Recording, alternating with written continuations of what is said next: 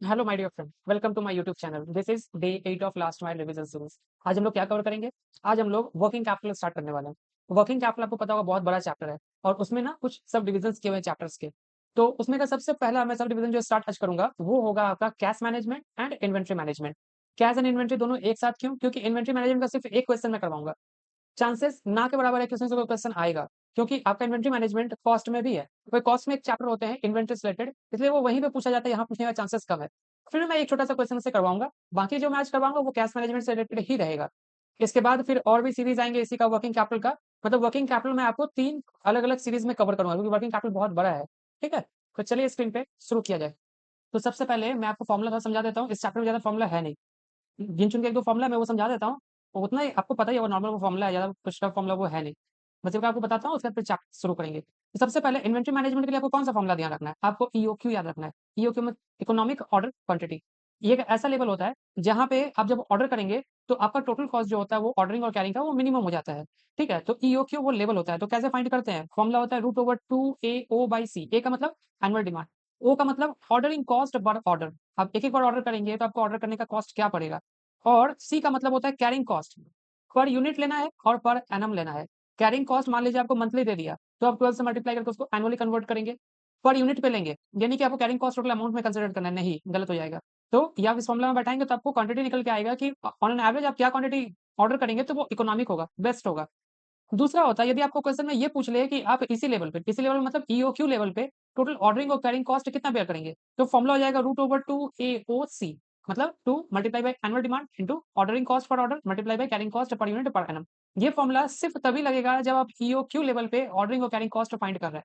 किसी और तरीके से आप ऑर्डरिंग और कैरिंग कॉस्ट फाइंड करेंगे, लाइक आपको पता है कि आप ईओक्यू लेवल पे किए तो ये फॉर्मुला लगाए। आप अपनी मन मर्जी का ऑर्डर कर रहे हैं, मतलब कभी 5000, कभी 7000, कभी 9000, तब इस फॉर्मुला से आप टोटल ऑर्डरिंग और कैरिंग कॉस्ट नहीं निकाल सकते। ये फॉर्मुला सिर्फ ईओक्यू लेवल का ही ऑर्डरिंग और कैरिंग कॉस्ट निकालने के लिए यूज होगा। अब आप जब कोई मटेरियल खरीदते हैं, जैसे कॉस्ट में बताएगा, आपका एक चैप्टर होगा वो है इन्वेंटरी से रिलेटेड, तो मटेरियल कॉस्टिंग उसका नाम है।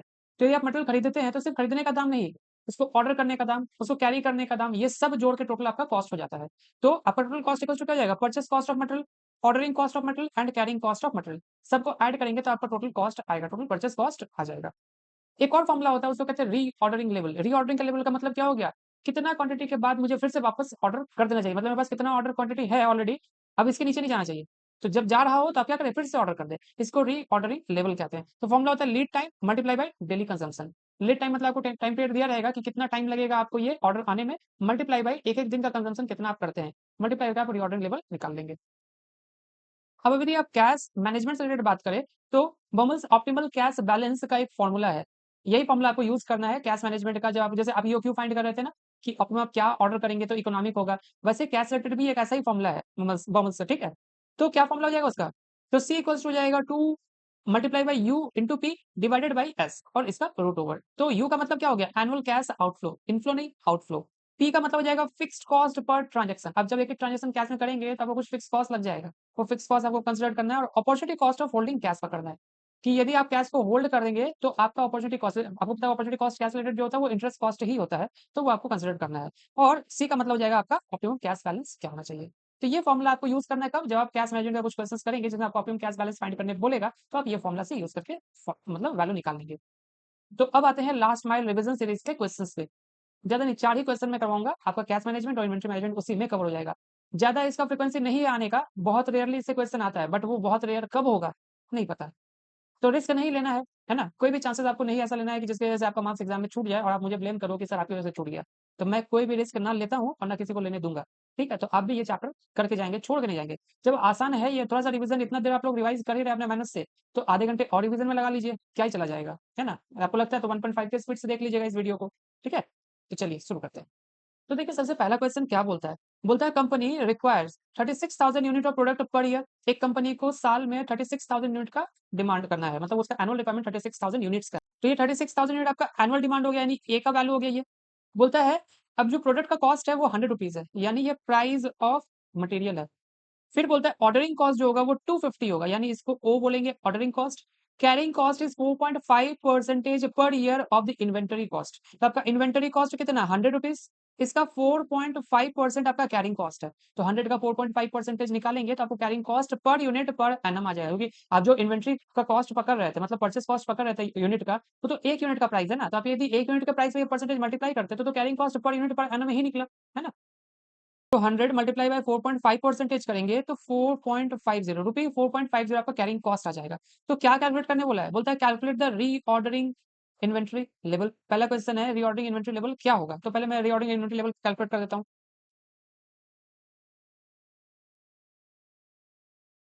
क्वेश्चन नंबर 1, रीऑर्डरिंग लेवल क्या बताया था? आपको बताया था लीड टाइम लीड टाइम का मतलब आपको टाइम पीरियड दिया रहेगा कि कितने टाइम पीरियड में आपका ये ऑर्डर आएगा या रिसीव होगा। मल्टीप्लाई बाय आपको डेली कंजम्पशन लेना है। क्या लेना है? Daily consumption, daily consumption. तो लीड टाइम तो आपके सम्स में दिए होने चाहिए। देखिए, normal lead time is 25 days, 25 दिन का लीड टाइम है, तो 25 दिन हो जाएगा, 25 डेज हो जाएगा, मल्टीप्लाई बाय डेली कंजम्पशन। तो आप देखेंगे तो आपका एनुअल कंजम्पशन 36,000 यूनिट्स का होता है, और एनुअली कितने डेज है? 360 डेज। तो क्या करेंगे? 36,000 डिवाइडेड बाय 360।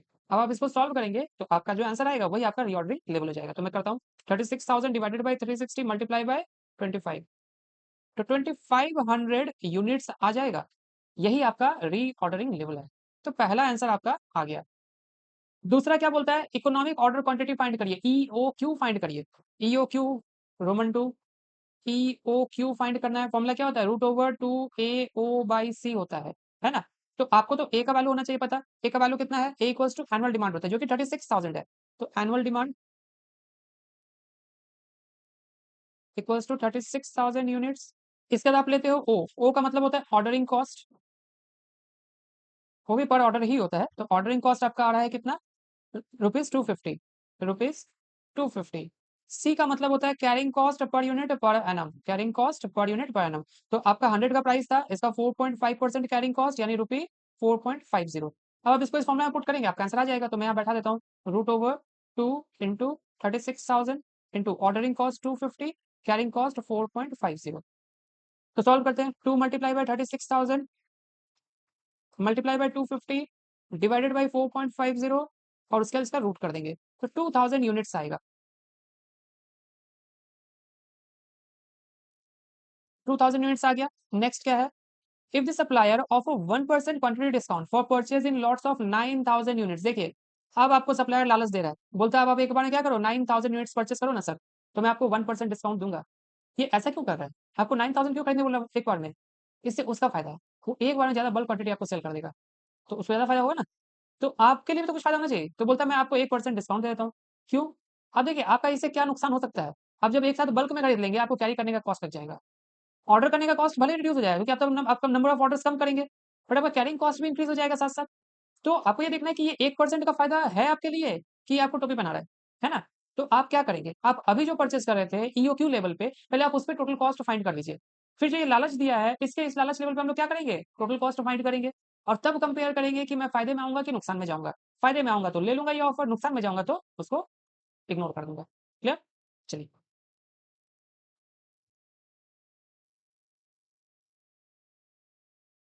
तो रोमन 3 में लिखेंगे total cost at EOQ level. Total cost क्या होगा ईओक्यू लेवल पे? तो क्या फॉर्मूला होता है आपका? सबसे पहले तो आप लिखोगे परचेस कॉस्ट। क्या लिखोगे? Purchase cost. आप कितना यूनिट परचेस कर रहे थे? आप 36,000 यूनिट परचेस कर रहे थे। क्या रेट पे परचेस कर रहे थे? 100 के रेट पे परचेस कर रहे थे, क्योंकि आपका मटेरियल कॉस्ट तो पहले 100 रुपए वाला था ना। तो 36,000 मल्टीप्लाई बाई 100 यानी आ जाएगा आपका 36 लैक्स आ जाएगा आपका। बी में लिखेंगे total ordering and carrying cost. इसका तो एक साधारण सा फॉर्मूला है 2AOC, है ना? आपके पास एनुअल डिमांड 36,000, आपका ऑर्डरिंग कॉस्ट था 250, मल्टीप्लाई बाय कैरिंग कॉस्ट 4.50, सबको मल्टीप्लाई किया। अब एक ही बार में रूट लगा दें, तो आपका 2AOC करके वैल्यू आ जाएगा 9000। अब आप इनको ऐड कर लो, यानी वैल्यू आएगा 3609000। ये आपका टोटल कॉस्ट हो गया, टोटल कॉस्ट हो गया। ये तो आपका टोटल कॉस्ट आया ईओक्यू लेवल पे। अब जो वो आपको डिस्काउंट ऑफर किया है उसके बेसिस पे टोटल कॉस्ट फाइंड करेंगे। अब लिखेंगे कैलकुलेशन ऑफ टोटल कॉस्ट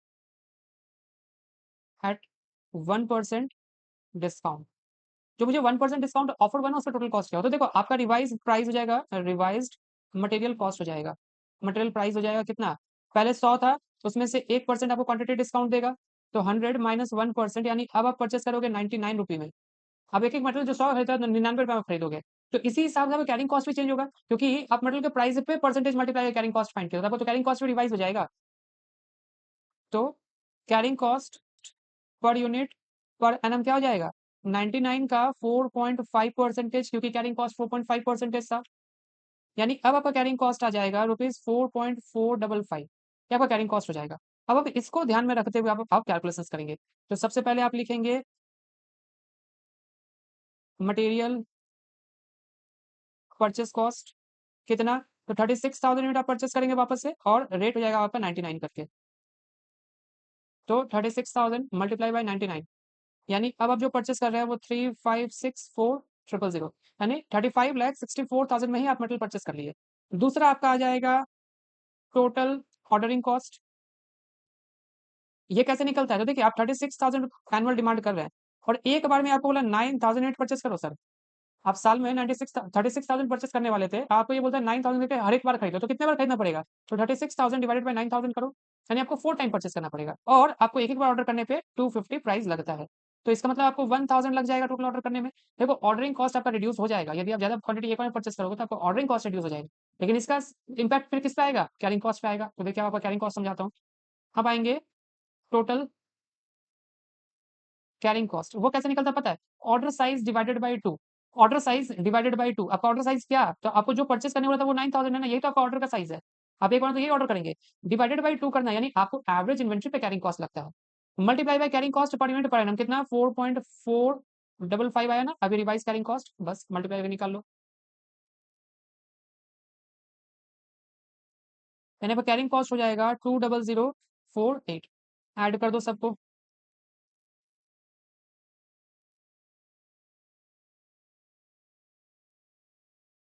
आएगा 3585,048 टोटल कॉस्ट। अब कंपेयर करो तो आपको फायदा लग रहा है, क्योंकि अब यहाँ पे 35,85,048 दे रहे हैं, अब यहाँ पे कितना दे रहे थे, 36,09,000 दे रहे थे, तो आपको सेविंग तो है, क्योंकि आपका खर्चा कम हो गया जब आप 1% डिस्काउंट ऑफर ले रहे हैं, तो कितना सेविंग हो रहा है मैं आपको वो भी निकाल के दिखा देता हूँ।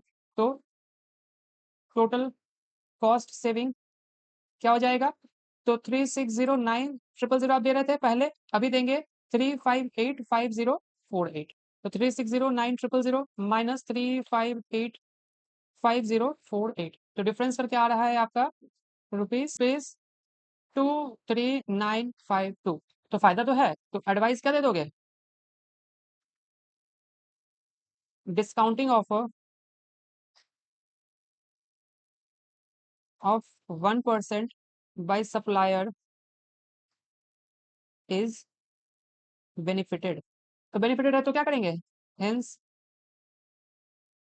चूज दिस ऑप्शन, इस ऑप्शन को चूज कर लेंगे, क्योंकि मुझे फायदा लग रहा है ना भाई, मैं पैसा बचेगा तो मैं क्यों नहीं जाऊंगा उसमें, तो इस तरीके से पहला क्वेश्चन आपका कंप्लीट हो गया, बस इतना ही कुछ आपसे पूछा था, देखिए ये 3 क्वेश्चन पूछा था, फिर पूछा था कि प्रपोजल को एक्सेप्ट करोगे कि नहीं करोगे, तो मैंने बोला करूंगा क्योंकि मुझे फायदा दिख रहा था। क्वेश्चन नंबर 2 पे आते हैं, बोलता है के limited has a quarterly cash outflow, quarterly cash outflow, आपको तो एनुअल कैश आउटफ्लो, ये कैश मैनेजमेंट से, ये था इन्वेंटरी मैनेजमेंट से, ये है आपका कैश मैनेजमेंट से, तो सबको ये बात ध्यान रखना है। कैसे पता चला सर ये कैश मैनेजमेंट का क्वेश्चन है, तो स्टार्टिंग में तो बाबू कैश से हुआ है, तो ये कैश मैनेजमेंट का ही बात होगा। क्वार्टरली कैश आउटफ्लो है 9,000, मैं बताया था आपको एनुअल कैश आउटफ्लो कंसिडर करना है, तो यदि क्वार्टरली 9,000 है, 9 लाख है, तो इसको मैं 4 से मल्टीप्लाई करके क्या करूंगा,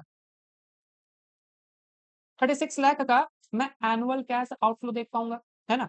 company has an investment portfolio of marketable securities, it plan to meet the demand for cash by periodically selling market security, the marketable security are generally generating a return of 12%, यानी आपका opportunity cost कितना 12% का है, अब ये पैसा invest करके साढ़े, अब ये पैसा इन्वेस्ट करके 12% का रिटर्न जनरेट कर सकते हैं, तो ये आपका अपॉर्चुनिटी ऑफ कैश है। फिर है transaction cost of converting investment to cash is ₹60, आप अपना इन्वेस्टमेंट को जब कैश में लिक्विडेट करेंगे ना, तो आपका 60 रुपया का लगेगा ट्रांजेक्शन कॉस्ट पे, तो ये आपका ट्रांजेक्शन कॉस्ट हो गया, क्योंकि उसमें ट्रांजेक्शन कॉस्ट लगता है, अपॉर्चुनिटी कॉस्ट लगता है, और आपका एनुअल कैश आउटफ्लो चाहिए होता है। Company uses Baumol's model to find out the optimal transaction size for converting marketable security into cash, optimal आपको क्या चाहिए, ट्रांजेक्शन साइज चाहिए, ऑप्टिमल कैश बैलेंस चाहिए, इसका मतलब चलिए निकालते हैं ऑप्टिमल कैश बैलेंस, तो देखिए क्वेश्चन नंबर 2, सबसे पहले तो आपको यू देखना है। यू का मतलब होता है एनुअल कैश आउटफ्लो। कितना? 9 लाख का आपका क्वार्टरली कैश आउटफ्लो है, मल्टीप्लाई बाय 4 करेंगे तो आपका एनुअल कैश आउटफ्लो आएगा। इसके बाद होता है पी। देखिए आपका फॉर्मूला मैं लिखवाया था, दिखा देता हूँ। देखिए यू हो गया, पी हो गया, उसके बाद अपने एस चाहिए होगा। पी का मतलब फिक्स कॉस्ट पर ट्रांजेक्शन चाहिए होता है, और एस का मतलब opportunity cost of holding cash है। तो पी का मतलब क्या हो गया? Fixed cost per transaction. कितना दिया हुआ है? 60 रुपये बताया था ना कि आप जब अपने होल्डिंग को लिक्विडेट करेंगे तो 60 रुपये लग जाएगा, ये तो ट्रांजेक्शन कॉस्ट है। अब आपका आता है एस। एस का मतलब होता है अपॉर्चुनिटी कॉस्ट। कितना है? 12% था, यानी 0.12 है। तो सी आपको फाइंड करना है, मतलब आपको ऑप्टिमल कैश बैलेंस फाइंड करना है। तो कैसे निकालेंगे? Root over 2 UP divided by S, two Uttar Pradesh divided by S. तो आपका हो जाएगा root over 2 multiply by 36 lakhs multiply by 60 divided by 0.12।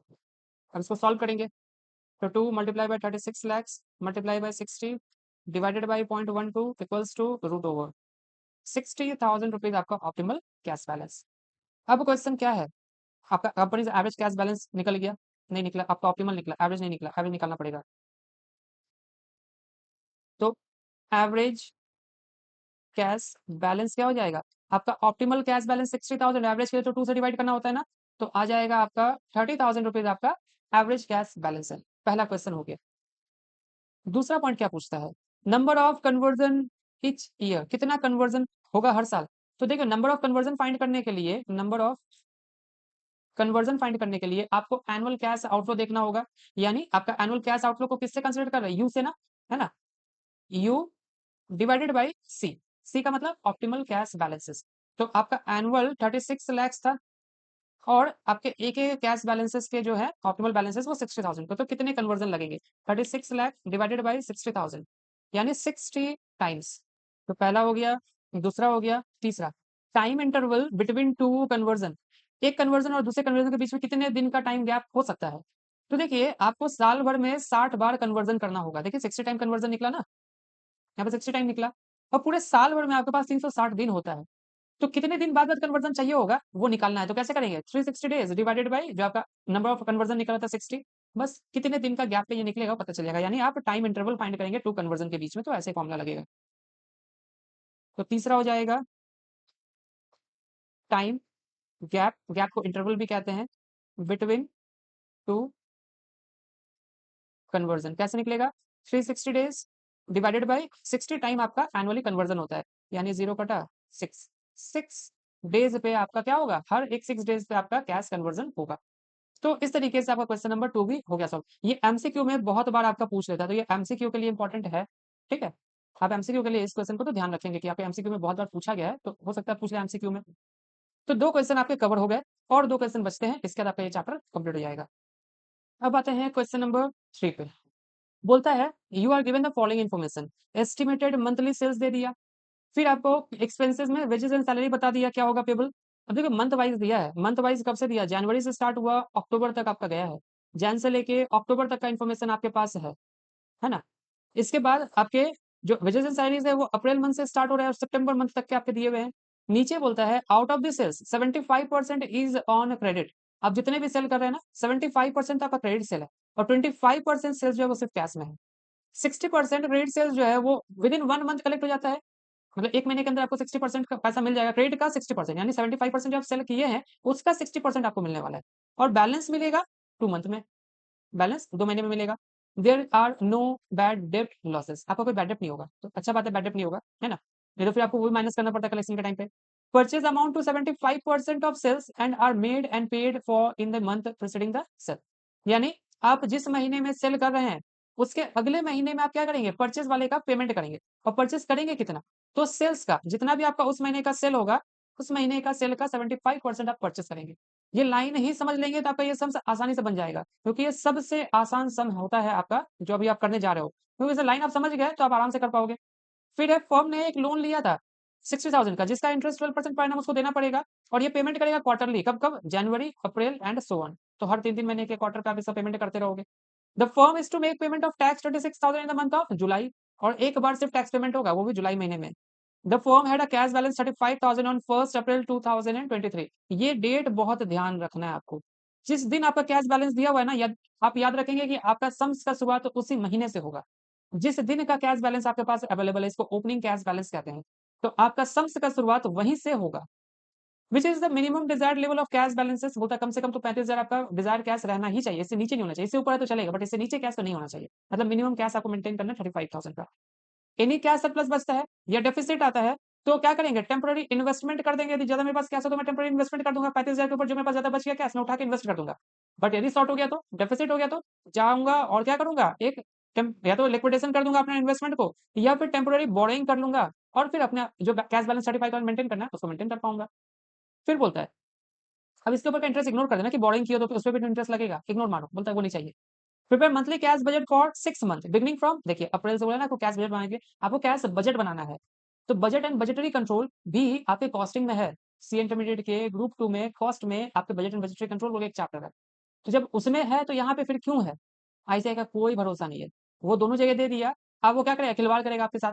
उसका मन करेगा कि मैं बजट से कुछ क्वेश्चन आसान, या फिर वहां पे कोई ऐसा बजट दे दूं जो यहाँ पे नहीं है, वो वहां पे बजट का क्वेश्चन पूछ लिया और कैश बजट उठा के आपका एफएम में पूछ लिया। उसका कोई भरोसा नहीं है। दुनिया में सब चीज पे विश्वास किया जा सकता है, लेकिन आईसीआई पे विश्वास नहीं किया जा सकता है। तो इसीलिए आप कैश बजट भी प्रिपेयर करना सीख लो, ताकि एग्जाम यदि बाई चांस आ गया, बाई चांस, तो आप कर पाओगे।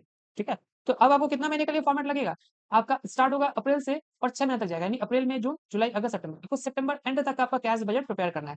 तो इसमें भी एक फॉर्मेट होता है, मैं पहले फॉर्मेट समझा बना देता हूँ, फिर आपको समझा के फिर समझ करवाऊंगा साथ साथ। तो देखिए ये फॉर्मेट हो गया, अब क्या लिखना होगा, ऊपर में लिखना होगा कैश बजट अप्रैल टू सितंबर, है ना। ये पर्टिकुलर होगा, ये होगा अप्रैल, मई, मंथली आपको कैसे बनाना है, जून, जुलाई, अगस्त और ये सितंबर। सबसे पहले इसका फॉर्मेट होता कैसे, सबसे पहले का फॉर्मेट आपका लिखेंगे ओपनिंग बैलेंसेस, बी में लिखेंगे रिसिप्ट। रिसिप्ट में नॉर्मली आपका दो ही होता है, एक तो कैश होता है, दूसरा कलेक्शन फ्रॉम कस्टमर होगा, नॉर्मली आप देखेंगे यही होता है। तो उसमें आप कैश सेल्स देख पाओगे, दूसरा देखोगे कलेक्शन फ्रॉम कस्टमर। तो जब आपका ये पार्ट कंप्लीट होगा तो आप सी डाल के लिखोगे टोटल, उसमें ए प्लस बी कर देना। डी में लिखोगे पेमेंट्स, क्योंकि आप कैश बजट जो बना रहे हो ना, नॉर्मली कैश बुक की तरह बना रहे हो। तो एक तरफ रिसिप्ट, दूसरी तरफ पेमेंट, जो डिफरेंसेस आएगा वो आपका कैश बैलेंस होगा। तो पेमेंट में आप आपके जो जो पेमेंट रहेंगे वो आप लिखते चलोगे इसके नीचे। ठीक है। तो अभी उतना दूर तक नहीं पहुंचे, जो इन्फॉर्मेशन पहले शुरुआत कर सकते हो वहां से आपने बनाना शुरू करेंगे। तो सबसे पहले आपके ओपनिंग बैलेंस ऑफ कैश कितने दिए हुए थे, तो देखो आपके 1 अप्रैल 2023 का कैश बैलेंस 35,000 दिया हुआ था। तो मैं अप्रैल में जाके 35,000 ओपनिंग बैलेंस बैठा दूंगा। बोलोगे सर मई जून जुलाई अगस्त का कैसे बैठाएंगे, अभी नहीं बैठाएंगे। जब अपने लोग अप्रैल महीने का क्लोजिंग बैलेंस फाइंड करेंगे कैश का, तभी वो फिर नेक्स्ट मई मंथ का क्या होगा, ओपनिंग बैलेंस होगा। तो अभी किसी का ओपनिंग बैलेंस आप नहीं लिख पाएंगे, इसको यहीं छोड़ देंगे। अब आप देखेंगे कैश सेल कितना है। तो कैश सेल का इन्फॉर्मेशन दिया था कि 25% सेल्स आर इन कैश। तो आप तो अप्रैल मंथ से बना रहे हैं, तो देखिए अप्रैल मंथ का आपका सेल्स कितना है। तो अप्रैल मंथ में आपने सेल किया है, ये अप्रैल मंथ का सेल है। तो इसका 25% जो होगा ना वो आपका कैश सेल होगा। वैसे मई का 25% आपका कैश सेल होगा। तो मैं निकालता हूँ यहाँ से कैलकुलेटर, फिर वहां पे लिखूंगा। तो 4,40,000 मल्टीप्लाई बाय 25%, यानी 1,10,000 का आपका कैश सेल अप्रैल मंथ में आएगा। आ जाओ, मैं अप्रैल में कैश सेल कितना लिखूंगा, 1,10,000, है ना। दूसरा मई मंथ में 3,30,000, तो 3,30,000 का 25% यानी 82,500, ये उसके बाजू वाले में लिखूंगा 82,500। इसके बाद है आपका जून मंथ का 4,40,000 का 25%, यानी इसका भी 1,10,000 आ जाएगा। जुलाई मंथ का 5,55,000, तो 5,55,000 sorry 5,50,000 multiply by 25%, 1,37,500, 1,37,500। August month का है 440, वही सेम 1,10,000 आएगा। सितंबर मंथ में कितना है, सितंबर मंथ में है 3,30,000, है ना। तो उसका आ जाएगा 82,500। तो यहाँ हमने कैश सेल्स तो निकाल लिया। अब जो झमेला है वो कलेक्शन में है, तो मैं वापस से कलेक्शन वाला समझाता हूँ और इसका एक वर्किंग करूंगा। वर्किंग में नीचे की तरफ वर्किंग करके आपका निकाल देता हूँ। यहाँ पे वर्किंग नोट करेंगे, working note 1, calculation for collection from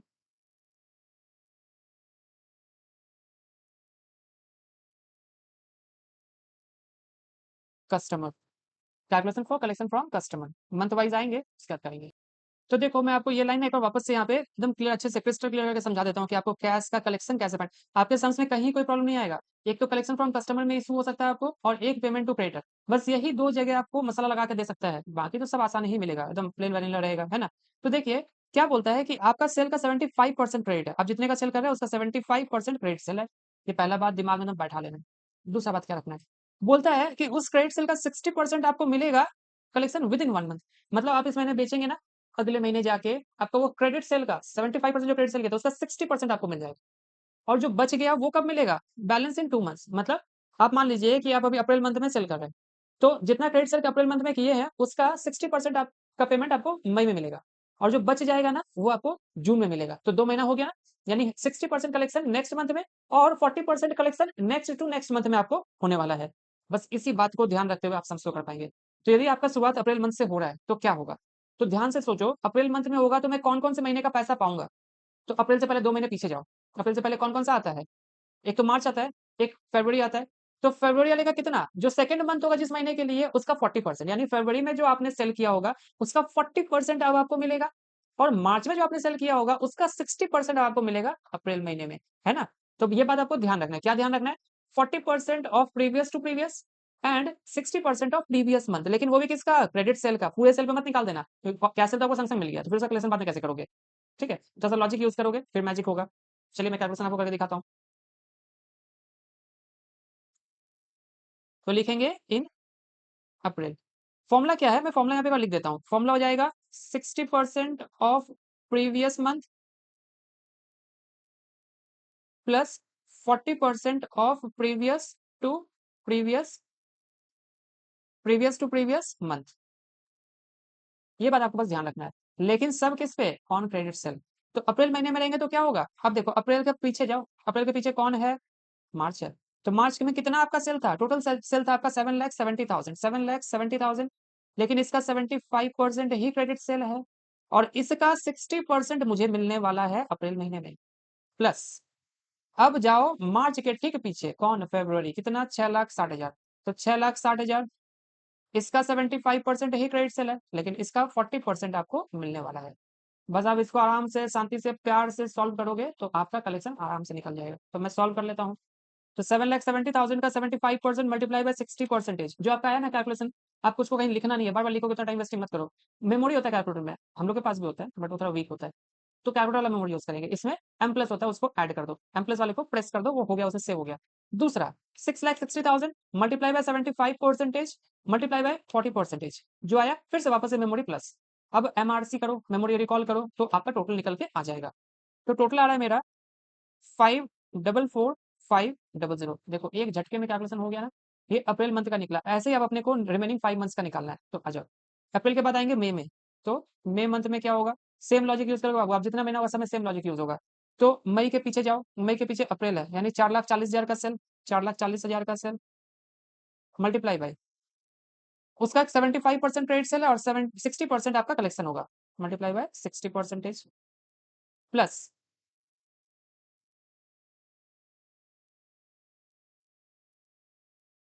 March महीने का हो गए 7,70,000, 7,70,000 मल्टीप्लाई बाय 75% तो क्रेडिट सेल आएगा, और इसका 40% मेरे को मिलेगा। अब इसको भी सॉल्व करेंगे वही मेमोरी टेक्निक को यूज करके। तो 4,40,000 multiply by 75% multiply by 60% memory plus CE करोगे तो आपका कैलकुलेशन कैंसिल हो जाएगा। वो मेमोरी से कैंसिल नहीं होगा, जो अभी आप कैलकुलेट किए थे वो कैंसिल हो जाएगा। तो 7,70,000 नेक्स्ट है, मल्टीप्लाई बाय 75% मल्टीप्लाई बाय 40% फिर मेमोरी प्लस। अब मेमोरी रिकॉल, तो 4,29,000, 4,29,000 ये मई मंथ का हो गया। अब निकालेंगे जून का। जून का कैसे निकलेगा? तो जून के लिए आपको मई को पकड़ना पड़ेगा। मई का 3,30,000 है, तो 3,30,000 इंटू 75% मल्टीप्लाई बाय 60% प्लस आप मई के जून के पीछे मई पकड़े, मई के पीछे अप्रैल को पकड़ोगे। अप्रैल महीने में कितना? 4,40,000 का। तो 4,40,000 मल्टीप्लाई बाय 75% मल्टीप्लाई बाय 40%।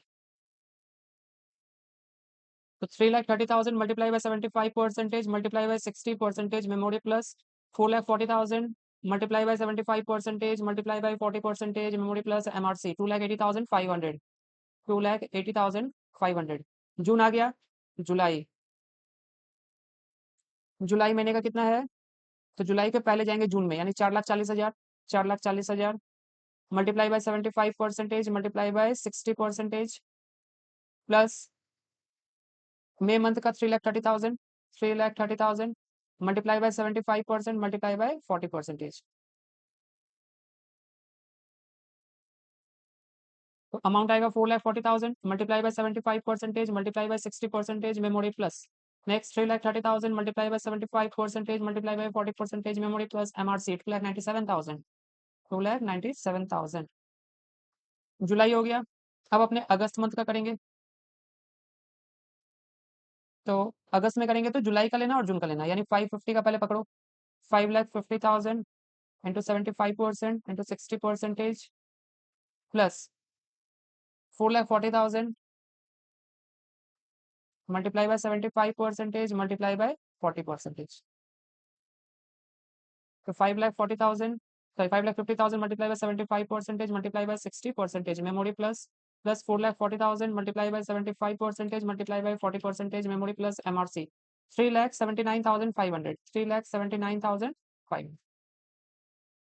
अब आते हैं सितंबर मंथ में।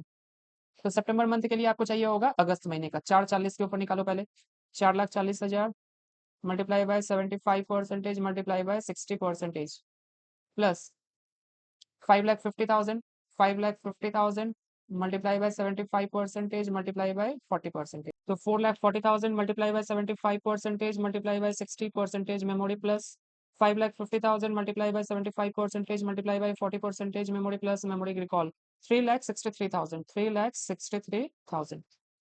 ये सारे आपके कलेक्शन आ गए। अब यहीं से देखो बैठा दो। तो आपका पहला हो गया 5,44,500 5,44,500। इसके बाद है आपका 4,29,000 और 2,80,500 2,80,500 4,29,000। इसके बाद है आपका 297 379,500 379,500 379,500 297,000 और लास्ट वाले का आया है आपका 363 3,63,000। तो देखो इतना के बाद तो ये टोटल हो जाएगा। तो ऐसे टोटल के लिए ऐसे लाइन खींच लो। ये टोटल बाद में होगा, अभी नहीं होगा। सिर्फ पहले मंथ का टोटल कर सकते हैं, बाकी किसी मंथ का भी नहीं कर पाएंगे। तो मैं सिर्फ फर्स्ट मंथ का टोटल कर देता हूँ 35,000 प्लस 1,10,000 प्लस 5,44,500। तो फर्स्ट मंथ का टोटल आ रहा है 6,89,500। अब आपके बाद इसका भी कोई काम नहीं है। अब आप क्या करोगे, इसके बाद आगे बढ़ते जाओ, डैश देके परचेसेस परचेसेस की इन्फॉर्मेशन को आप ध्यान से देखेंगे। तो देखिए आप परचेस का इन्फॉर्मेशन बहुत इंटरेस्टिंग है। ये है परचेस का इन्फॉर्मेशन। बोलते हैं परचेस जो होगा वो 75% ऑफ सेल होगा। सेल का 75% आपका परचेज है, लेकिन इसका पेमेंट क्या होगा, जिस महीने में आप सेल करेंगे उसके एक महीने पहले आपको परचेस करना है। तो यानी ये आप जो अप्रैल में सेल करेंगे उसका पेमेंट आपको कब कर देना है, मार्च में ही कर देना है। तो यानी आप अप्रैल महीने में कौन सा परचेस करेंगे, जो आप मई मंथ में सेल करेंगे उसका परचेस आप करेंगे अप्रैल मंथ में ना। तो आपको क्या करना है, जो नेक्स्ट मंथ का सेल है उसका 75% निकाल के आपको परचेसेस में लिखना है। नेक्स्ट मंथ का सेल का 75% निकाल के आपको करंट मंथ के परचेस बोल के लिखने होंगे। तो देखिए परचेस में लिखेंगे 75% ऑफ नेक्स्ट मंथ सेल। तो देखिए आप अप्रैल मंथ से शुरू कर रहे हैं तो मई महीने का सेल पकड़िए। मई महीने का सेल 3,30,000। तो 3,30,000 का 75% ये आपका परचेसेस होगा 247,500 2,47,500। अब आप आएंगे जून मंथ का, कंटिन्यूअसली आप चलते जाएंगे। 4,40,000 का 75% यानी 3,30,000 3,30,000। नेक्स्ट आप आएंगे 5,50,000 मल्टीप्लाई बाय 75%, 4,12,500 4,12,500। फिर आप आएंगे 4,40,000 का 75% यानी 3,30,000 3,30,000। फिर आप आएंगे 3,30,000 का 75% यानी 247,500 247,500। फिर आप आएंगे 550 का 75%, 5,50,000 का 75% यानी 4,12,500। ये आपके परचेजेस हो जाएंगे। अच्छा इसके बाद फिर क्या होगा, तो देखिए इसके बाद आपके पास वेजेस एंड सैलरी है। वेजेस एंड सैलरी के लिए क्या बोला है, कुछ बोला है क्या, देख लेते हैं। कोई भी इन्फॉर्मेशन नहीं है। यानी देखिए यहाँ पे बोल दिया estimated to be payable as follow बोल दिया, तो हर महीने का वेजेस सैलरी निकाल के दिया, मैं उसी महीने में जाकर बैठा दूंगा। तो पहला अप्रैल मंथ में 49,500 है, यहाँ हो जाएगा वेजेस एंड सैलरीज 49,500। इसके बाद है 44,000, 55,000, 44,000, 55,000। इसके बाद है 55,000, 49,500, 55,000, 49,500। इसके बाद है 49,500। ये आपके वेजेस एंड सैलरी हो गए। इसके बाद कौन कौन सा एडजस्टमेंट और बच गया, देखिए जो जो हो गया तो उसको क्रॉस कर देता हूँ। ये हो गया, ये हो गया, ये हो गया, ये हो गया। अब आपके दो आइटम और बच रहे हैं।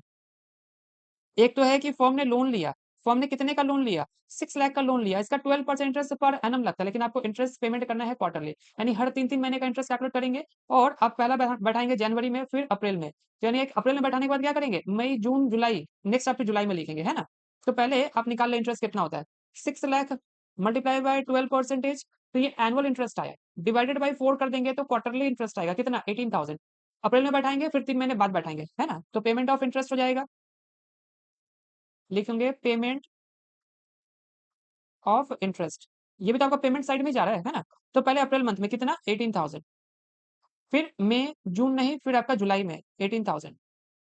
अगस्त सितंबर नहीं, फिर होता है अक्टूबर में, तो है ही नहीं तो क्या लिखेंगे, बस 2 ही महीने लिख पाएंगे इसको, है ना। फिर बोलता है कि फर्म ने टैक्स का पेमेंट किया जुलाई में, तो जुलाई में जाकर टैक्स पेमेंट कर दो, टैक्स पेमेंट। ये अप्रैल मई जून जुलाई, ये जुलाई है, कितने का पेमेंट हो रहा है, पेमेंट हो रहा है आपका 26,000 का, 26,000। और किसी मंथ में नहीं, जिस महीने में बोला उसी महीने में जाके लिखना होगा। इसके बाद बोलता है आपका कैश बैलेंस 35,000 होना चाहिए, आपके क्लोजिंग कैश बैलेंस 35,000 तो होने ही चाहिए, तो वो भी लिख लो। मिनिमम कैश रिक्वायर्ड कितना, हर महीने में 35,000।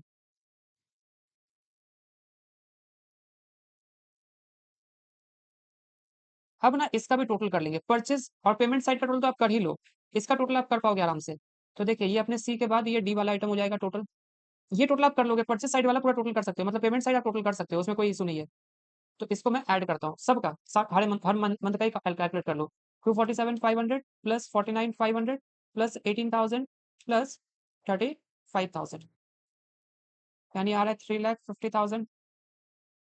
फिर हो जाएगा 3,30,000 प्लस 44,000 प्लस 35,000, यानी 4,09,000 प्लस 4,12,500 प्लस 55,000 प्लस 35,000, यानी 5,02,500। 3,30,000 प्लस 55,000 प्लस 18,000 प्लस 26,000 प्लस 35,000, यानी 4,64,000। 247,500 प्लस 49,500 प्लस 35,000, यानी 3,32,000। 4,12,500 प्लस 4,9,500 प्लस 35,000, यानी 4,97,000। अब आप क्लोजिंग बैलेंस कैसे फाइंड करोगे, देखो आपका टोटल रिसिप्ट ये है और टोटल पेमेंट ये है, दोनों का डिफरेंस है। आपका क्लोजिंग बैलेंस जो है वो इन्वेस्ट होगा या आप विड्रॉ करके कहीं से लेके आएंगे। तो यहाँ तो इन्वेस्टमेंट का पर्पज हो गया, क्योंकि आपका पैसा ज्यादा बच गया, 6,98,6,89,500 आपके पास आ रहा है, और जब का खर्च कितना होगा, 3,50,000 ही होगा। तो बैलेंस अमाउंट आपका इन्वेस्ट हो जाएगा, है ना। तो ई में क्या निकालेंगे, ई में लिखेंगे इन्वेस्ट कितना, तो अपने इन्वेस्ट करेंगे सी माइनस डी करके। तो सी माइनस डी कर लेते हैं पहले, 6,89,500 माइनस 3,50,000, तो आप इन्वेस्ट कर पाओगे 3,39,500 का। क्लियर है। अब आपका इस मंथ का जो क्लोजिंग कैश था, मिनिमम कैश कितना रिक्वायर्ड था, 35,000 ना, वही अब आप नेक्स्ट मंथ का ओपनिंग हो जाएगा। अब हर महीने में यही बैलेंस रखना है, ये चेंज नहीं हो रहा है, क्योंकि सम्स में बोल दिया तो सब में 35,000 कैश बैलेंस बैठा देंगे। तो 35,000, 35,000, 35,000, 35,000 और ये भी 35,000। अब आप सारे रिसिप्ट को भी ऐड कर पाओगे, तो 35,000 प्लस 82,500 प्लस 429,000, यानी 546,500। 35,000 प्लस 1,10,000 प्लस 2,80,500, यानी 4,25,500। 35,000 प्लस 1,37,500 प्लस 2,97,000 प्लस, तो 4,69,500। 35,000 प्लस 1,10,000 प्लस 3,79,500, यानी 5,24,500 प्लस 35,000 प्लस 82,500 प्लस 3,63,000, यानी 480500। अब सेकंड मंथ का बैलेंस चेक करो, क्या होगा, इन्वेस्ट होगा कि विड्रॉ होगा? अभी भी इन्वेस्ट होगा, क्योंकि 5,46,500 आपके पास आया है और आपको रिक्वायर्ड ही है सिर्फ 4,09,000 का, तो बाकी आप फिर वापस से इन्वेस्ट करोगे कितना, 137,500। नेक्स्ट मंथ में आपका विड्रॉ होगा, क्योंकि आपको रिक्वायर्ड है 5,02,500, 5,02,500 चाहिए और आपके पास सिर्फ 4,25,500 ही है। तो नेगेटिव बैलेंस आया, मतलब आपको फंड या तो विड्रॉ करके लाना होगा या फिर अपना लिक्विडेट करेंगे इन्वेस्टमेंट। 77,000 का फंड विड्रॉ होगा। ऐप में क्या होगा, फंड विड्रॉ कितने का आएगा वो आप यहाँ नहीं लिखोगे, नीचे लिखोगे 77,000 का। फंड विड्रॉ करो, लिक्विडेट करो, इन्वेस्टमेंट, दोनों में से कहीं तरीके से आप ला सकते हो। इसके बाद वाले मंथ में देखो, फिर आपके पास फंड आ गया इन्वेस्ट करने के लिए, कितना, 4,69,500 माइनस 4,64,000। आपके पास इन्वेस्टमेंट के लिए फंड है 5,500 का। नेक्स्ट मंथ में आओ, फिर से इन्वेस्टमेंट का पैसा है। थोड़ा सा दिमाग लगाना, यदि आपका रिसिप्ट ज्यादा है और पेमेंट कम है तो आपके लिए इन्वेस्टमेंट के पास फंड आपका अवेलेबल है।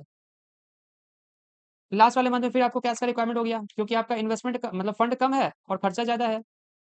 आमदनी कम खर्चा ज्यादा है ना, तो नेगेटिव है, तो आपको वो फंड विड्रॉ करना पड़ेगा। यानी 2 मंथ में विड्रॉ करना है और बाकी आपके 4 मंथ में आप इन्वेस्ट कर दो सरप्लस फंड को। तो इस तरीके से ये क्वेश्चन भी कंप्लीट हो गया। कितना मस्त क्वेश्चन था और कितना आसानी से कर पाए इसको। स्टेप्स पढ़ के करेंगे ना तो बहुत आसानी से हो जाएगा, समझना इसमें जरूरी है। इसमें लाइन समझ में आ गया तो आप आगे काम कर सकते हैं। अब आते हैं इस चैप्टर के आखिरी क्वेश्चन पे, क्वेश्चन नंबर 4। क्वेश्चन नंबर 4 में क्या बोलता है, ये भी देखोगे तो आप कैश बजट ही है, देखिए प्रिपेयर कैश बजट है, ये भी कैश बजट है। मतलब 2 आप कैश बजट सीख लिए ना तो आपको 50-40 कैश बजट तैयार करने का जरूरत नहीं है। 2 में भी आप वही चीज सीखोगे जो आप 50 क्वेश्चन करके भी सीखोगे, तो ये 2 क्वेश्चन अच्छे से कर लोगे, काम चल जाएगा। तो देखिए क्या बोलता है, एस्टिमेटेड मंथली सेल्स दिया हुआ, ये पूरे आपके सेल्स के फिगर है। ग्रॉस प्रॉफिट बोलता है 20% है, तो सेल्स में से ग्रॉस प्रॉफिट माइनस करते हो तो कॉस्ट ऑफ गुड्स सोल्ड आता है ना। बोलता है cost of goods sold is paid in next month, इसका मतलब पेमेंट बताया, ये तो समझ आया कि पेमेंट है, लेकिन कौन से महीने में पेमेंट होगा। तो आपका जो सेल इस महीने का होगा उसका आप 80% निकालोगे और अगले महीने जाके पे कर दो। यानी आप जिस महीने से बजट बना रहे हो इसके पहले वाले महीने का आपका पेमेंट क्या होगा, इस महीने से करना होगा, क्योंकि आप पिछले महीने में जो सेल किए होंगे उस सेल का पेमेंट इस महीने से शुरू हो जाएगा। ठीक है। नेक्स्ट बोलता है इनडायरेक्ट एक्सपेंसेस जो है वो मंथली मंथली पेमेंट हो रहा है, हर महीने का जो इनडायरेक्ट एक्सपेंसेस है वो यहाँ दे दिया, तो जिस महीने का होगा उसमें हम जाकर बैठा देंगे। डिविडेंड आप पे करोगे कब, सितंबर मंथ में 3 लाख का। आप सितंबर मंथ में डिविडेंड का पेमेंट करोगे, सितंबर में इसको दिखा दो। कैश बैलेंसेस 1 जुलाई का है, यानी आप हमेशा याद रखो जिस दिन का कैश बैलेंस है वहीं से आपका शुरुआत हो सकता है, यानी आपको जुलाई से ही बजट बनाना पड़ेगा। Company minimum cash balance 1 lakh का मेंटेन करता है, लेकिन यदि कैश में डेफिसिट होगा तो कंपनी क्या करेगा, टेम्पोररी शॉर्ट टर्म लोन ले लेगा। लेकिन यदि कैश बैलेंस उसका 2 लाख से ज्यादा आता है तो वो क्या करेगा, एक्सेस पार्ट इन्वेस्ट कर देगा, 2 लाख से ऊपर जो भी आएगा उसको इन्वेस्ट कर देगा। बोलता है इग्नोर करो शॉर्ट टर्म लोन के ऊपर इंटरेस्ट जो आता है वो छोड़ दो, या इन्वेस्टमेंट का इंटरेस्ट छोड़ दो। तो कैश बैक अपने को प्रिपेयर करना है, जुलाई मंथ से स्टार्ट करना है ना, और 3 महीने के लिए करना है, देखिए 3 मंथ के लिए करना है, तो जुलाई अगस्त सितंबर 3 महीने का ही सिर्फ कैश बजट बनाना है। तो मैं फॉर्मेट बना लेता हूँ फिर आपको समझ। तो देखिए फॉर्मेट हो गया, अपने लोग क्या लिखेंगे, कैश बजट, ये पर्टिकुलर्स है, ये जुलाई, ये अगस्त और ये सितंबर मंथ का 3 ही महीने का बोला है। सबसे पहले मैं बताया था आप ओपनिंग बैलेंस से शुरुआत करोगे, ओपनिंग बैलेंस से शुरुआत करोगे। देखो ओपनिंग बैलेंस आपका कब दिया हुआ, जुलाई का, कितना 1.5 लाख है, तो 1,50,000 बैठा दो। बी में मैं बताया था आप लिखोगे रिसिप्ट, रिसिप्ट में कैश सेल होता है और कलेक्शन फ्रॉम कस्टमर होता है। देख लेते हो यहाँ पे क्या कंडीशन है, तो यहाँ पे बोलता है, यहाँ पे देखिए लाइनिंग कुछ ऐसा लिखा हुआ है सेल्स रिलेटेड, ये है सेल्स का लाइन। बोलता है सारा का सारा सेल्स क्रेडिट में है, all sales are in credit, सारा का सारा सेल क्रेडिट में है और पेमेंट होगा 2 महीने का टाइम मैं अलाउ किया हूँ अपने कस्टमर को, भाई 2 महीने बाद पेमेंट कर दे। तो देखो यदि तुम जुलाई में बैठे हुए हो तो कौन से महीने का पेमेंट कस्टमर आ जाकर तुमको कर देगा, जुलाई से 2 महीने बैक जाओ, यानी जून और उसके पीछे मई, यानी मई वाले मंथ का आपको क्या होगा, पेमेंट अब मिलेगा, है ना। तो कलेक्शन फ्रॉम कस्टमर है, कैश सेल यहाँ पे है ही नहीं। तो आप कब से पकड़ना शुरू करोगे, आप पकड़ोगे जुलाई, अब मई मंथ से, यानी मई जून जुलाई, ऐसे एक लाइन से 3 महीने का आप यही अमाउंट उठा के बैठा दो, कुछ करना नहीं, कंटिन्यूअसली कॉन्सिक्यूटिव आपको लिखना होता है, उसे फिर आगे जाके दिमाग नहीं लगाना है। तो मई मंथ में कितना है, 12 लाख है, तो 12 लाख, 15 लाख और 10 लाख, यही आपका कलेक्शन फ्रॉम कस्टमर है। तो कलेक्शन फ्रॉम कस्टमर 12 लाख, उसके बाद है आपका 15 लाख और 10 लाख, कंटिन्यू चलेंगे, फिर दिमाग नहीं लगाएंगे, क्योंकि 2 महीना जाके फिर कैलकुलेशन पीछे कर रहे हैं, क्यों कर रहे हैं, टाइम वेस्ट मत करिए। और ये 10 लाख, ये कलेक्शन फ्रॉम कस्टमर है और कुछ है ही नहीं, रिसिप्ट में सिर्फ 2 ही आइटम था। तो सी में क्या कर लेंगे, टोटल ए प्लस बी, यानी ये आपका टोटल कैश आ जाएगा कि कितना कैश आपके पास आया होगा। तो 12 लाख में 1.5 लाख ऐड करोगे तो कितना जाएगा, 13,50,000 ना। बाकी का तो कैलकुलेशन अभी करो ही मत। सी के बाद डी में लिखोगे पेमेंट। पेमेंट में पहले क्या, COGS, cost of goods sold. क्या बोला था आप जिस महीने में सेल कर रहे हो उसके अगले महीने में आप पेमेंट करोगे, वो भी 80%। तो आप कौन से महीने से स्टार्ट कर रहे हो, आप जुलाई मंथ से स्टार्ट किए हो। तो बैक जाओ, इसके जुलाई के पीछे जाओ, जुलाई के पीछे कौन है, जुलाई के पीछे जून है। तो जून का अमाउंट कितना, जून का अमाउंट 15 लाख का, इसका 80%। तो लिखेंगे 80% of sales, 80% of previous month sales, है ना। तो प्रीवियस मंथ सेल्स का 80%, तो मेरे पास सेल 15 लाख, 15 लाख का 80% कितना, 12 लाख। उसके बाद 10 लाख का 80% यानी 8 लाख। फिर है 13 लाख का 80%, 13 लाख का 80% फाइंड करेंगे। 13 lakhs इंटू 80%, यानी 10,40,000। ये भी हो गया। मतलब इस फॉर्मेट को साफ सुथरा कर देता हूँ, बहुत गंदा लग रहा है। ठीक है, तो ऐसे समझ में आएगा अच्छे से।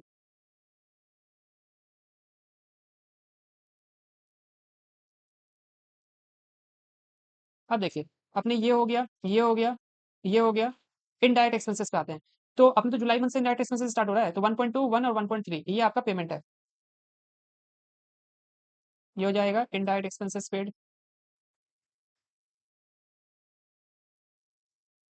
कितना कितना है, 1,20,000, 1 लाख और 1,30,000, 1,20,000, 1 लाख और 1,30,000। ये हो गया। नेक्स्ट क्या है, dividend amounted to rupees 3 lakh will be paid in the month of September. तो आप डिविडेंड पेमेंट करोगे। ये हो जाएगा पेमेंट ऑफ डिविडेंड। ये जुलाई है, अगस्त और ये सितंबर है ना, तो सितंबर लास्ट मंथ में आपको करना है, कितना पेमेंट करना है, लास्ट मंथ में पेमेंट करना है आपको 3 लाख का। तो पेमेंट ऑफ डिविडेंड भी हो गया, यानी ये अमाउंट भी हो गया। कैश बैलेंसेस कर ही चुके हैं। कंपनी मेंटेन करेगा 1 लाख का कैश बैलेंस, लेकिन यहाँ पे एक लाइन और घुमा दिया कि यदि कैश बैलेंस 2 लाख से ज्यादा होगा तो इन्वेस्ट करेंगे। पिछले समय क्या था, कैश बैलेंस इतना से ज्यादा होने से ही यूनिवर्सल था, वहां पे आपको बोला मिनिमम मेरे को 25 या 30 हजार जो बोला था वो हर महीने मेंटेन करना था, वो चेंज नहीं कर रहा था। ये तो अपने बात को फिर चेंज कर लिया, 1 लाख से 2 लाख पे चलाया, बोले 2 लाख के ऊपर मैं इन्वेस्ट कर दूंगा। तो वहां पे मिनिमम कैश बैलेंस जो रखे थे वो यहाँ पे नहीं रखेंगे, यहाँ कैलकुलेशन थोड़ा अलग तरीके से घुमा के बताता हूँ। तो देखिए, इसका टोटल कर लेंगे। तो 12 लाख प्लस 1,20,000 तो 13,20,000 हो जाएगा।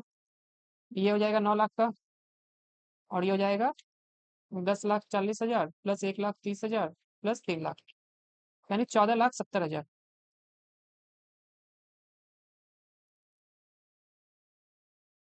ई में निकालोगे क्लोजिंग कैश, कैसे निकालोगे, C-D। तो सी में बैलेंस है 13,50,000 माइनस 13,20,000, यानी तुम्हारे पास कैश बैलेंस क्लोजिंग बच रहा है 30,000 का। इससे काम नहीं चलेगा, वो क्या बोला, 1 लाख से नीचे होगा तो टेम्पोररी लोन ले लो, शॉर्ट टर्म बोरिंग्स ले लो। तो इसमें ऐड करो शॉर्ट टर्म बोरिंग्स, कितने का, 70,000 का बोरिंग लेना होगा। तब आ जाएगा तुम्हारा क्लोजिंग कैश, क्लोजिंग बैलेंस आ जाएगा कितना। अब क्लोजिंग बैलेंस आ जाएगा 1 लाख का, है ना। अब यही 1 लाख फिर तुम्हारे अगले महीने का ओपनिंग बनेगा, यहाँ 1 लाख बैठाओ। तो 15 लाख प्लस 1 लाख 16 लाख। अब 16 लाख से 9 लाख माइनस कर दो, तो 7 लाख बचता है, 7 लाख बचेगा। लेकिन अब वो क्या बोला था, तुम्हारा क्लोजिंग बैलेंस यदि 2 लाख से ज्यादा बचता है तब तुम क्या करो, इन्वेस्ट भी कर दो। अब मैं यहाँ पे इन्वेस्टमेंट माइनस करूंगा, तो ये मैं क्लोजिंग में लिखा हूँ, इसको थोड़ा सा इरेजर के नीचे कर लेता हूँ, तब तुम्हारा फॉर्मेट और अच्छा लगेगा। ठीक है, तो सुहावना लगेगा फॉर्मेट, में बताता हूँ कैसे। यहाँ पे लेस कर दोगे इन्वेस्ट, इन्वेस्टमेंट, या इन्वेस्टमेंट कुछ नहीं है, तो अब आ जाएगा क्लोजिंग बैलेंस। तो यहाँ पे क्लोजिंग बैलेंस तो 1 लाख आ गया, है ना। अब यहाँ कितना आ रहा है, 7 लाख का, बट 7 लाख तुम नहीं रख सकते हो अपने पास, 2 लाख तक मैक्सिमम रख सकते हो। तो यहाँ से 2 लाख रख लो अपने पास। तो तुम अपने लिए 2 लाख रखोगे तो कितना इन्वेस्ट करना पड़ेगा, 5 लाख ना, तो 5 लाख यहाँ से डायल्यूट कर लो, यहाँ से निकाल दो। तो क्या बचा क्लोजिंग, 2 लाख बचा। अब ये 2 लाख अगले महीने का ओपनिंग होगा, तो यहाँ पे ओपनिंग 2 लाख। तो 2 लाख प्लस 10 लाख 12 लाख, 12 लाख से 14,70,000 चला गया, 12 लाख माइनस 14,70,000, यानी नेगेटिव में तुम बैठ गए 2,70,000 लेके, काम नहीं चलेगा। क्यों, क्योंकि तुमको 1 लाख क्लोजिंग कैश मेंटेन करवाना है।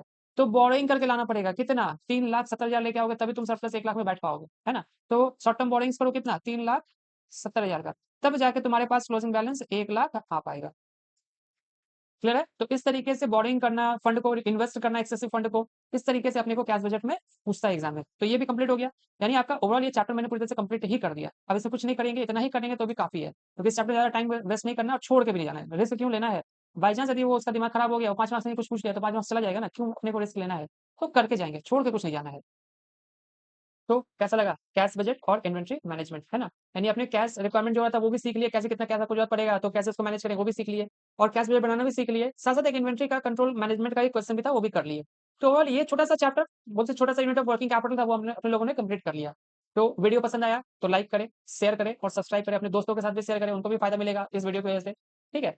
तो रिवीजन करें, ये यूनिट उतना हाई वेटेज का नहीं है, लेकिन लो वेटेज भी नहीं बोल सकते, क्योंकि यदि एग्जाम में किसी तरीके से 5 मार्क्स का भी पूछ लेता है या एमसीक्यू में 2 मार्क्स का भी पूछ लेता है, तो भी वो 2 मार्क्स ही आपका काम का है, क्योंकि 50 मार्क्स में 2 मार्क्स आपका काम का नहीं है, बहुत काम का है। इसे छोड़ के मत जाइए, प्लीज़ करके जाइएगा। हाँ, 1.5 के स्पीड में देख लेंगे, तो आपका ये वीडियो बहुत जल्दी कंप्लीट, 30 मिनट के अंदर, मुझे लगता है 30-32 मिनट के अंदर आपका ये चैप्टर ही पूरा रिवीजन हो जाएगा, यदि आप 1.5 के स्पीड में इसको देख लेते हैं तो। ठीक है? तो मिलते हैं फिर नेक्स्ट वीडियो में इसी वर्किंग कैपिटल का एक्सटेंडेड पार्ट, जो कि आपका क्या होगा? रिसीवेबल मैनेजमेंट से रिलेटेड है। बहुत अच्छा क्वेश्चन उसमें से एग्जाम में आता भी है, और नहीं आता ऐसा नहीं, उसमें से एग्जाम में क्वेश्चन आता भी है। तो अपने वो भी करेंगे, रिसीवेबल मैनेजमेंट इसके बाद आने वाला है। तो तब तक रिवाइज़ करते रहिए, मैं बहुत जल्द वो वीडियो भी लेके आ रहा हूँ। मिलते हैं फिर नेक्स्ट वीडियो में, तब तक के लिए बाय।